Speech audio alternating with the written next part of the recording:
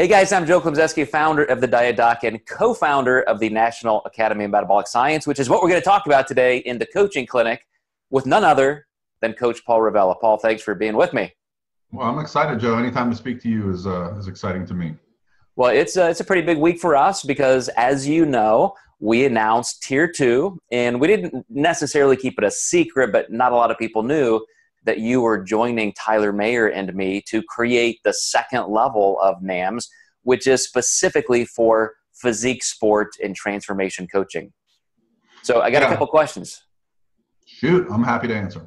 All right, man. So first of all, because as I described in a little video I did yesterday in rolling this out, I wanted to tell people why this was meaningful to me. You know, I made a big turn in my early youth toward athletics, and that got me involved in lifting weights, and that led me to bodybuilding as a sport, which led me to bodybuilding almost as an entire career for a big part of my adult life. And I'm just really interested, why did you get involved in physique sport? And what does that mean to you right now as a guy, moving into the heart of your career? I first got involved in physique sports. Growing up as a young man, I was very, very skinny. And I just remembered seeing some of my friends in their early high school years, just muscles started popping out of their shirts, like their traps and their shoulders. And I was immediately intrigued. And so I just started asking my dad if I could get like some bodybuilding magazines. And he got me the Arnold Schwarzenegger Modern Bodybuilding Encyclopedia. Me and my best friend spent the entire summer just goofing around with this thing, with this plastic weight sets. But I immediately became obsessed with this idea of kind of manipulating my body to look the way I wanted. I think early on it was about building some confidence and maybe attracting a female. But that doesn't work out too well. We learned early on. It's more about like you and I, the ones that stick with it a long time. It just becomes ingrained in us, this kind of lifelong journey of improving ourselves. And it's just one outlet. I get to improve myself and my physique. And it's something you get to take with you wherever you go. When you see somebody from a distance with a really good physique, like, it's just impressive to me. And that's just what I like about the sport. I love the idea that I get to take this physique with me wherever I go. There was probably a part of my career where I got kind of beat down by the vanity side. You see a lot of shallowness with people who are focusing too much on just how they look. But as I get older and just understand more about this entire life journey, almost anthropologically, I see how important it is, not just for physical health, but for confidence. You and I were talking off camera a little bit about women's empowerment and how, lifting weights, being stronger, being physically able to do more of the things they want is really a powerful part of their lives. And I think that's important to look at in the physique sport world as well. It's just, like you said, it's something that you earn and you can grow with into all stages of life. Yeah, anything that we undertake, any hobby can become too obsessive to the point where it becomes a detriment. But with the physique sport, diving into that, learning about nutrition, how to improve your body. I mean, we now know that it's almost an anti-aging solution. We see people that are lifting weights into their 70s, 80s, and 90s, and because of that, they're having a better long-term life, and they're having a better quality of life later into their years. So, I think, it's going to continue to be a trend, and there's never going to be a point where it's not good to be fit and healthy. Obviously, you and I have taken it to the extreme by, competing on the bodybuilding stage. I don't think that's necessary at all. But what's exciting about what we're doing is that we're trying to put people in a position to make the right decisions, to know they're making right decisions, to trust their coaches, and to have confidence in this journey, because right now there's just so much misinformation. Yeah, so I have a question for you, because I even mentioned this yesterday in my video as well, and I may be wrong, but I'm gonna ask your opinion.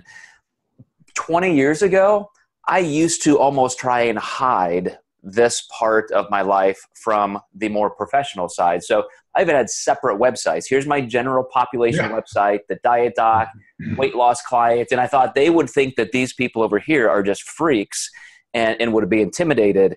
And so I had, Dr. Joe's Perfect Peaking, Team Klemczewski over here, and the Diet Doc stuff over here. And now, because of social media and the ease of access to information, I really see those two things have almost blended perfectly.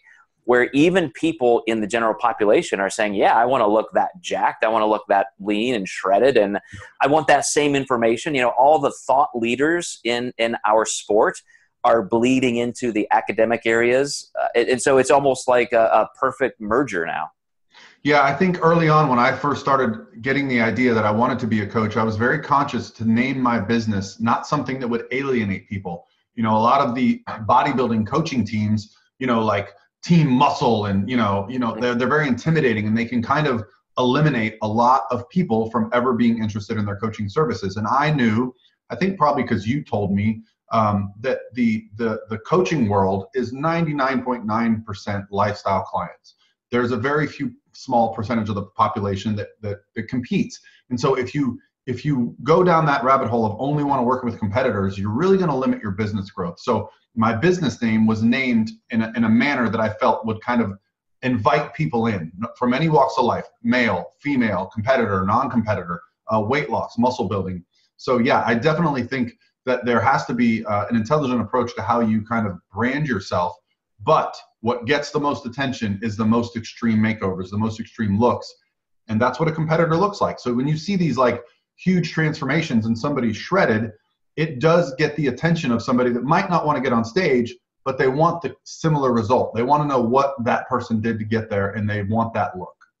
Yeah, I have clients all over the country who are attorneys, real estate brokers, and different people who are never going to get on a stage, but they want to have that same physique. They want to be able to take their shirt off and say, you know, I could if I wanted to. Yeah, absolutely. I think that's the most fun for me, is finding out what a person's why is. Why are they going to be successful? Because without that, they're not going to be successful. When I find those clients, you know they're going to succeed. So one of the things a lot of people may not know about you, Paul, is that not only are you the owner of Pro Physique and you're one of the hottest coaches in the entire fitness and competition industry, but you come from a business background. So you have an MBA, you've worked in business, you've done some IT development stuff.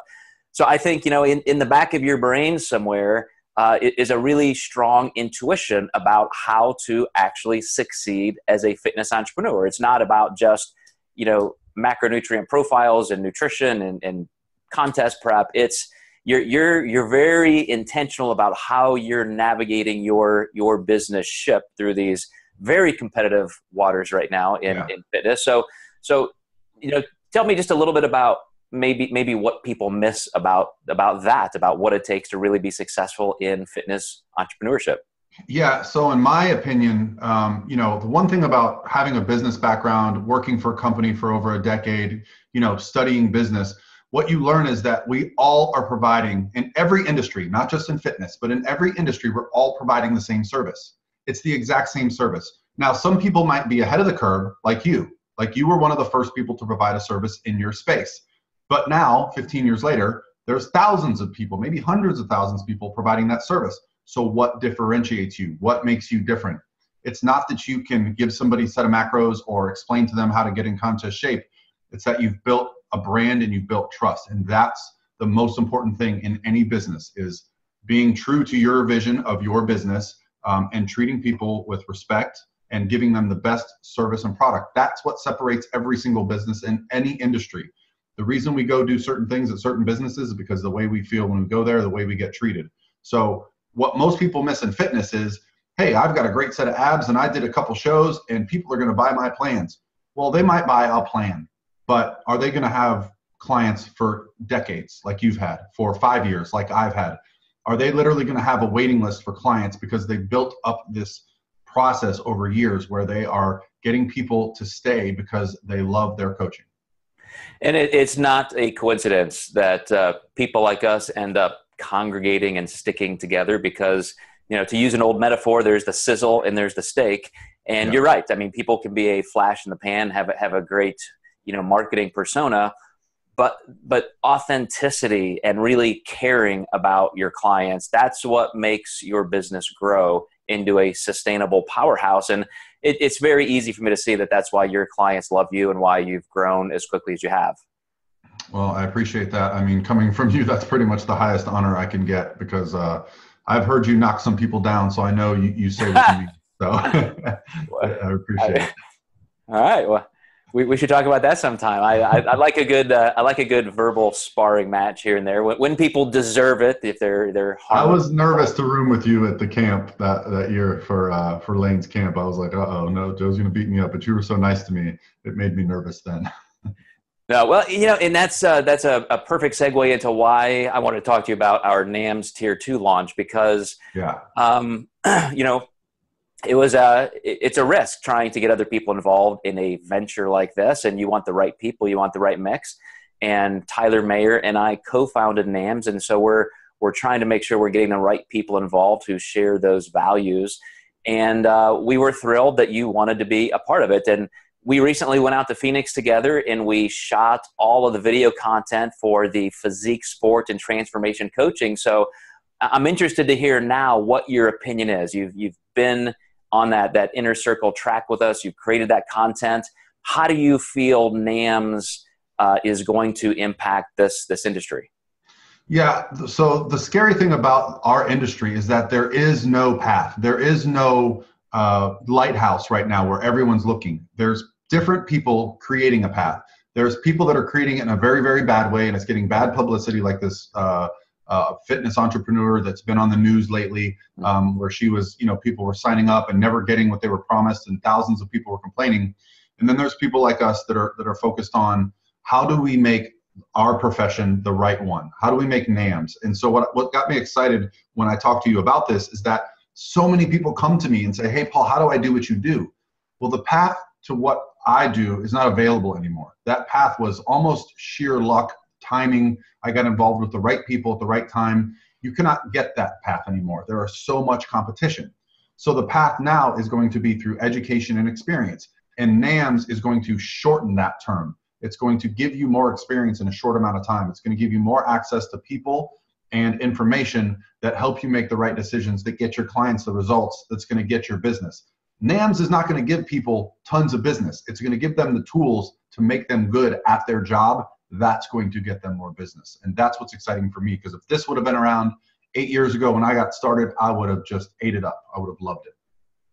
So we're in the middle of launching Tier 2. We've got Tier 3 and 4 coming up, the specialties. We start with the core competency base. So yeah. Tier 1 is to become a certified nutrition consultant.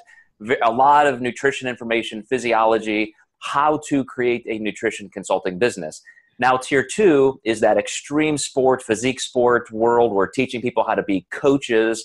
We're going to have a tier that's on the health psychology. Dr. Corey Probst is helping write that curriculum. It's going to be amazing, almost life coaching certification. Then we're gonna branch off and have some fitness entrepreneurship, where we can help our NAMS graduates build thriving, sustainable businesses. So here's the future I see, Paul. It's I'm already in our initial graduates seeing leaders rise. I see people getting involved. They're on the student forum helping each other. And I think, man, we're already seeing this base of incredible talent. And when we start doing some on-site certifications, we go from state to state, region to region with weekend training seminars, people like you joining us. I'm just thrilled, man. I cannot wait to see how in the next year we're able to scale that and get more people involved with us face to face. Yeah, you mentioned the word life coach, which is really funny because I've been saying to my wife lately, I feel sometimes I'm more of a life coach than a nutrition coach because, coaching people through this process, you and I have had this experience of we've done it ourselves. We've coached people through it. So I end up helping people solve a lot of problems. And that's another great aspect of understanding the value that we're going to provide. It's that you're going to understand things from a different perspective than just the black and white numbers of what you should be doing. Yeah, and I know you're a big fan of Corey Probst. You've seen her content. No matter how much we talk about psychology and all of that stuff, until you've sat down with somebody who's got a PhD in psychology, and hear all of the things that they know, talk about wanting to sit at somebody's feet and just learn. So when we get that, I think it's going to be maybe Tier 3 or 4 NAMS life coaching certification with Dr. Probst. Yeah. I'm going to take the curriculum. I'm going to go through it chapter by chapter because I want to learn that stuff as well. Yeah, absolutely. And that's another thing is that if I wasn't a part of it, I would be partaking in it. So that's what gets me really excited about it. Well, one more question for you, because I love to think into the future. What's going to be the next thing? What's happening in our industry? Even just in culture, we've seen social media and different changes in technology turn everything on a dime. What do you feel like the next few years are going to be like in the fitness industry for somebody wanting to get involved? Well, I'll speak from my perspective on what I feel like is happening already. So I think when initially online coaching became a thing, there was these few big names that were like the pillars of it. They were getting all the inquiries. They were getting all the clients. What's starting to happen now is it's a trickle-down effect where people are looking for an online resource that's good in their area because they're wanting to get back to that hands-on approach. So these people that have let's call it a micro facility, not a 30,000 square foot box gym, but they have a 1,200 square foot gym where they do their work. They have their clients come in. They might have a couple people online, but they might come in for their seminars. So it's starting to get back to this service. It's not just an email anymore. You need to be providing a lot of value to these people. And there's nothing more valuable. Nothing can replace a hands-on coach that's there with you in person. So I, as a coach, have never been to more shows than I was last year. Oddly enough, my business is growing. So it's about that. I don't know how it's going to play out in every single situation, but it seems like it was big, and now it's getting back to that basis of what's in my community. And I cannot believe you said that. I'm going to have to tell you something off camera that we're working on. Deal. Yeah, I couldn't agree more. You hit the nail right on the head. So, Paul, I'm just so grateful and that you're a part of NAMS and you're helping us with Tier 2. I know we're going to have some great things to work on in the future, but thank you so much for being in the coaching clinic with me today on the Diet Doc Life Mastery podcast. And for you guys watching and listening, you guys already know who Paul is, but we're going to put his information and contact data. Come find us at the Arnold. In the show notes. Yes, we're going to be there next week at the Arnold. Yeah. Everybody, Columbus, Ohio, come hang out with Paul and me. Yep, we'll be there. All right, guys, thanks for watching and listening. We'll catch you next time.